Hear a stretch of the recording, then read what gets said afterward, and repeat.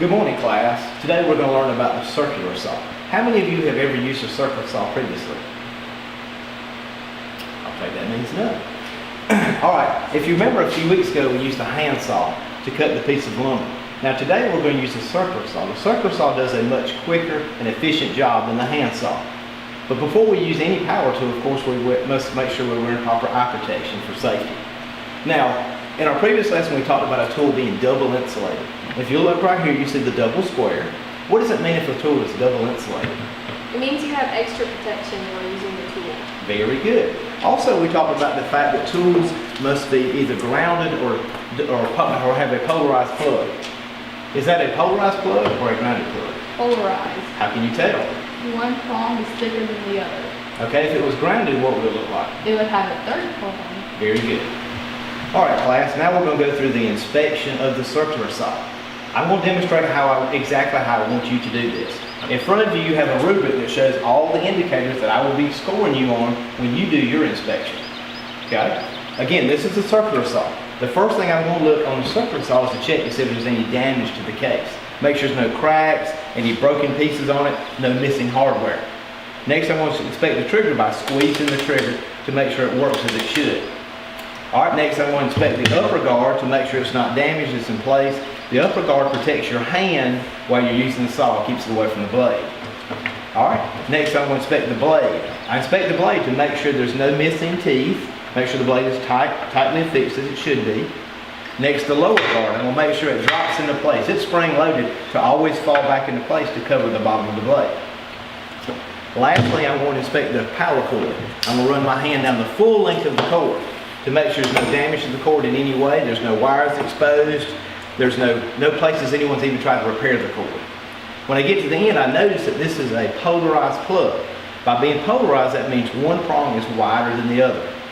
Now, since this is a polarized plug and not a grounded plug, remember a grounded plug has the third prong, that means the tool must be double insulated.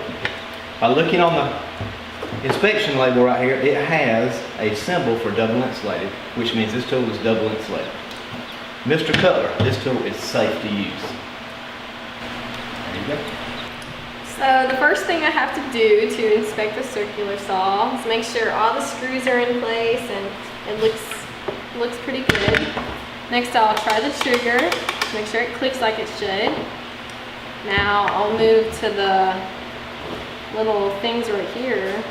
Upper and lower guard. Upper and lower guard, it looks in place. That looks good. Springs back. I'll check the blade to make sure all the teeth are there. Alright, and now I'll check the cord. Just run my hand through it to make sure no wires are loose or anyone has tampered with it. Once I get to the end, I'll check and see if it's polarized, and it is polarized because this prong is thicker than this one. And now I'll check and see if it's double insulated, and it is because of the little square right there. Mr. Cutler, this tool is safe to use. Alright, Claire, you've seen me demonstrate the tool, and you've seen Emily demonstrate the tool. Now let me see you demonstrate the tool. So first you look and make sure there's no screws missing or anything. Alright, what's the name of this tool, Claire? A circular saw. Circular saw, okay. So where's these screws you're looking for? What are you looking for exactly? If you remember, I showed you that you want to make sure that the case is not cracked in any way, and you look for any visible screws missing or anything that's loose. Do you see anything that's loose or missing? No, sir. All right. Now, what's the next thing we looked at? We look to make sure the trigger is Very good. By squeezing the trigger, we make sure it sounds like it's going to operate as it should. It always falls back in place. Very good. What's the next thing we need to check? the upper and lower The guards. Guard. Now, what's the purpose of this upper guard? Why do we need to have that? so the saw doesn't cut you. Very good. Now, why does this guard need to drop back in place? So it doesn't cut you.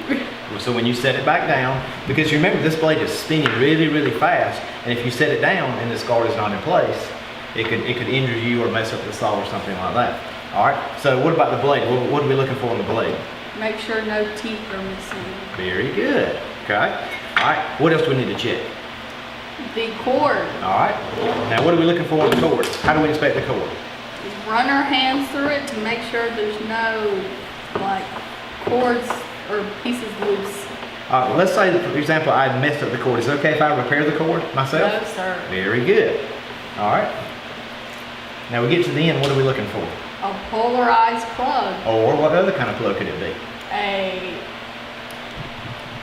That's the third prong. What is it called? A grounded. Very good. Now, how do you know if this is polarized or not? Because one prong is thicker than the other. Very good. Now, since this has a polarized plug and not a grounded plug, what must the tool be?